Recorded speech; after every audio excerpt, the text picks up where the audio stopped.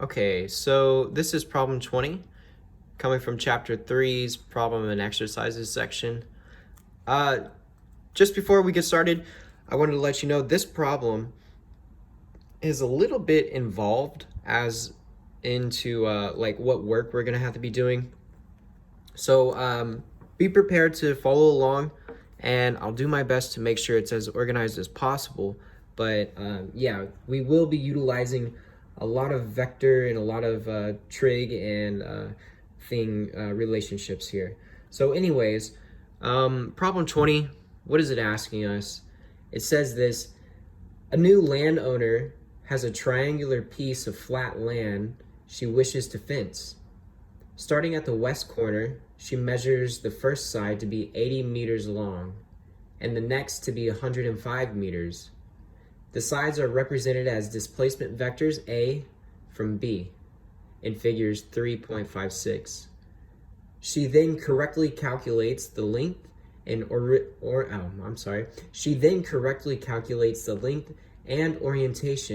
of the third side C. What is her result?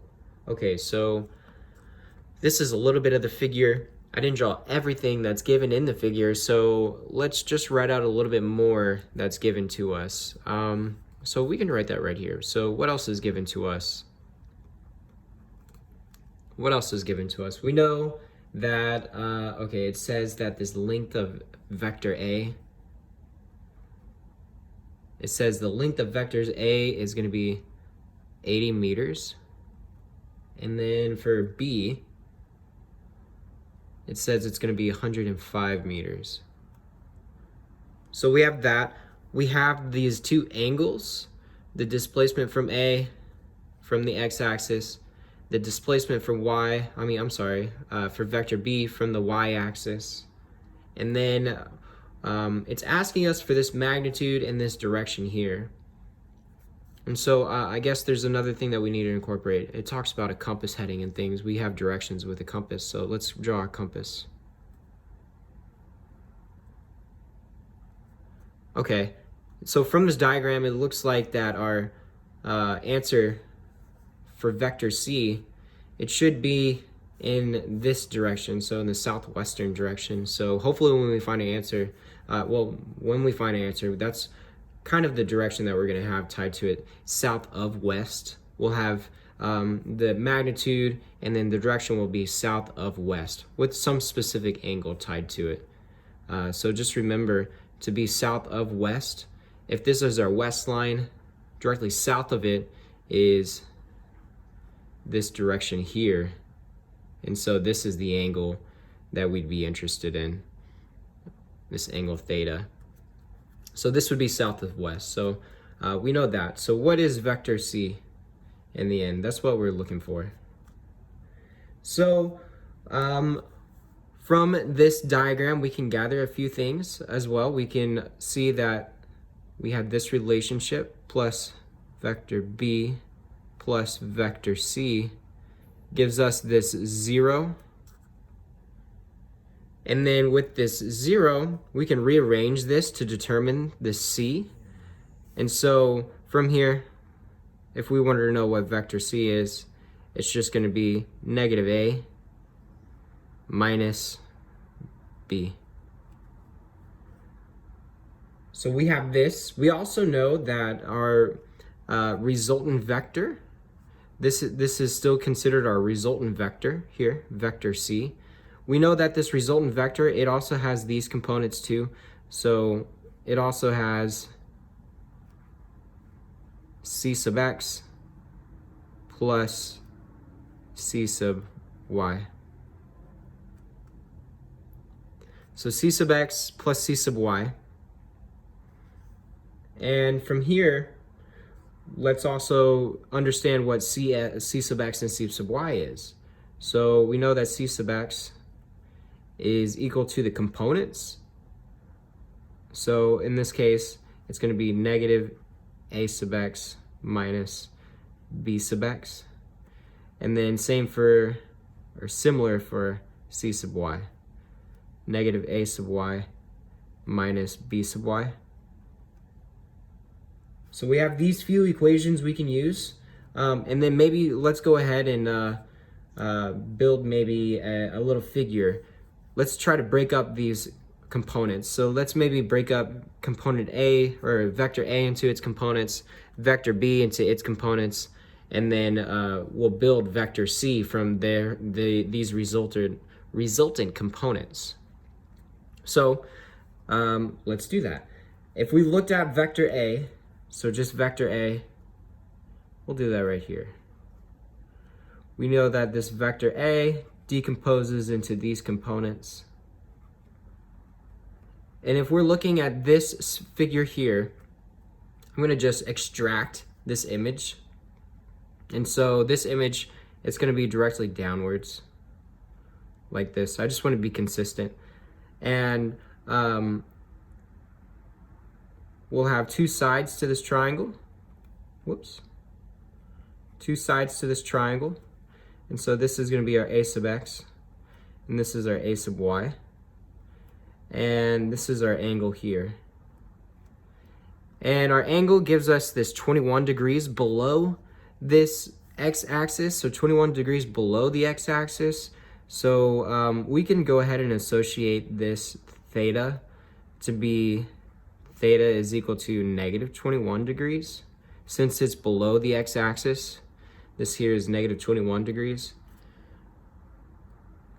And with that, maybe let's go ahead and remind ourselves a few things, because from here we can build the SOHCAHTOA relationship. And remember, this is just the opposite over your height, your adjacent over your height. And then what is this? TOA, your opposite over your adjacent. So we have this here. And then we should also recall specifically what types of functions these are. And what do I mean by that? Well, I mean, are they an odd function? Are they an even function? So we'll see that this sine of theta, I'm going to write it up here at the very top. We'll see that the sine of theta, this here, it's an odd function. And what does an odd function mean? So if we ever have a negative angle, sine of theta, some negative angle, then this, we could equally say that this is negative sine of theta. So only odd functions are handled like this here for the sines. Now, cosine of theta, this is an even function.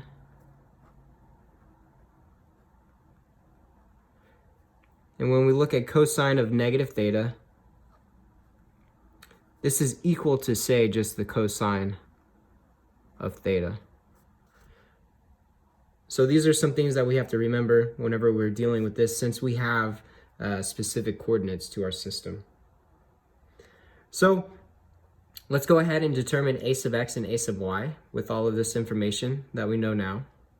To determine a sub x, a sub y with this angle here, and if this is our vector A, then the opposite end is going to be this a sub y, so sine of theta will be associated with a sub y, and we can just have it right up here. We'll begin working on this side now. So we'll see that a sub y is just equal to the magnitude of a times this sine of theta. And then similarly, a sub x is equal to a cosine of theta. And if we want to input our angles, so we know our angle is this 21, and we know that our magnitude is 80, so let's go ahead and input our values. 80 meters, sine of negative 21 degrees, cosine of negative 21 degrees. And so remember, when we have a negative sign, we can associate it with this here. And so this is just negative 80 meters sine of 21 degrees. and this one is here 80 meters cosine of 21 degrees. And so if we do math, we'll see that we'll worry about these values later. We'll worry about these values later. Anyways, so we have our a sub y and our a sub x components. So then next, we can do this same exact thing for our b, for vector b. And vector b, remember, is b sub x plus b sub y. From here, let's extract the same thing. And it's off by some little bit, this vector b. And this is the y-axis. I'm just transferring everything. This is the x-axis. So this here is b sub x. This here is b sub y. This is the angle that we know, this theta angle. And so, very similar to everything here. However, we need to relook at our angle. In this case, this is our angle. What's opposite? It's b sub x. So in this case, b sub x is now associated with this sign. And now we'll have that b sub x is equal to the magnitude of b sine of theta. B sub y is going to be b cosine of theta. So it's different from above just because of our placement from theta. So that's very important, from our placement of theta. So we know this theta value, we know these b's. Let's go ahead and input what they are. And we'll have b is what? 105 meters. So 105 meters. And then sine, cosine. This one is just 11 degrees. We can just have it be 11 degrees off. It can go in this direction, 11 degrees off. So it's positive. So we have b sub x, b sub y, and we have a sub y and a sub x. And if we wanted to now determine the c sub x and c sub y, we have all the components. So let's do that. Let's do that for c sub x first. So c sub x, that's going to be equal to this a sub x, which is this 80. I kind of wish I calculated this by now. 21 degrees. Plus our, well, actually, let's see. This is going to be negative a sub x minus bx.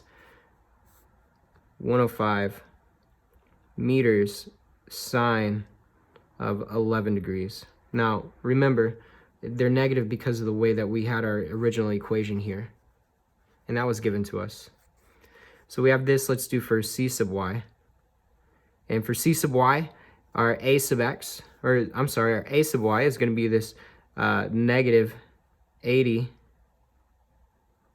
Oh, I'm sorry. And if it's negative here, then it's going to be positive here. Meters cosine 21 degrees. Oh, this is a sub y, Aaron. So a sub y is the sine. Sorry. Sine minus b sub y. And b sub y is just this. Minus 105 meters cosine of 11 degrees. Okay. All right. And let's see. Now, when we do the math for all of this, we'll see that our final result for c sub x, it comes to be negative 54.6 meters. Sorry, my pen is getting sloppy. And then for c sub y, it's going to be negative 74.4 meters. So we have our c sub x, we have our c sub y. Let's input this into our equation here. So c is equal to this negative 54. Well, actually, let's not write it like this. I'm sorry. We are going to draw it as a triangle. Let's draw it as a triangle instead. So our triangle for this one here, and look at our figure. We're going to write it as this.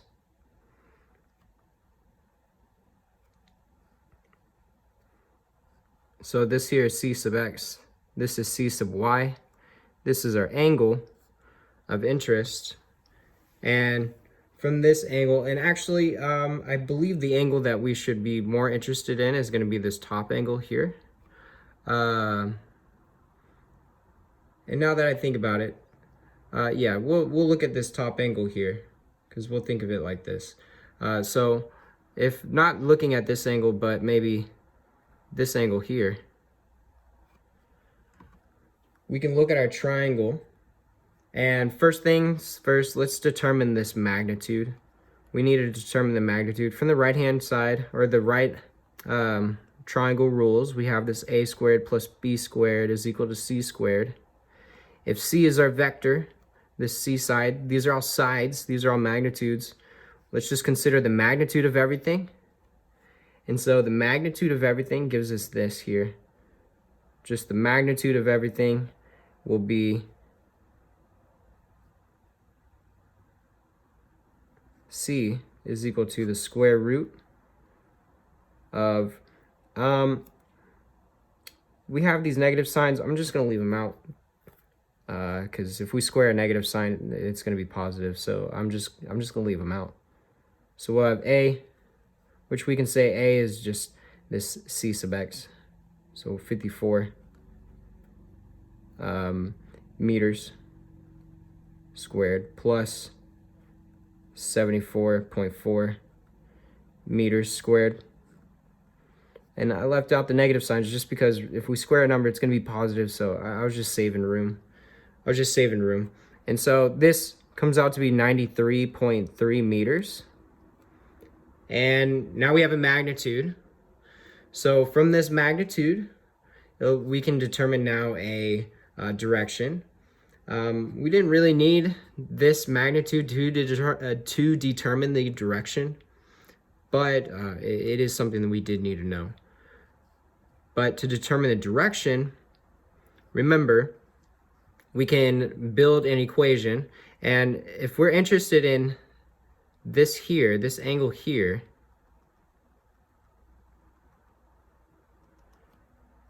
then all we need to know is this portion of the triangle, and then whatever is remaining is going to be this angle. So let's do that. If this is our angle here, then our opposite end is going to be this c sub x. So if we have our theta is equal to this tangent where the opposite end is c sub x over this adjacent end, which is c sub y, we'll then have the arctangent of c sub x, which is just this negative 54.6 divided by this negative 74.4. Both of these are meters. And so we'll see that this just gives us a final result of 36.3 degrees. So this interior portion here is 36.3 degrees. And then if we wanted to determine this angle here, well, let's just see what is it from 90. So to determine this angle here, we know that this angle is a right angle that's made. So we know that's 90 degrees. We know we just took out, we're taking out 36.3. And so this remainder is just an angle of 53.7 degrees. And so if we wanted to give this a direction, then remember earlier we said that we see this figure here, we know that it's headed in this south of west direction. We have this specific angle giving us this direction here. So we can say 53.7 south of west. So now we know everything about the figure. We know this vector C's magnitude, and that's going to be this 93.3 meters. And then we also know the direction of it. It's going to be this 53.7 degrees south of west. 93.3 meters is the magnitude. I hope I said that correctly. I might have just misspoke. 93.3 meters is this magnitude, and the direction is 53.7 degrees south of west. Okay, and that's it for that problem. Like I said, it's a little bit involved, We had to break up a few different things.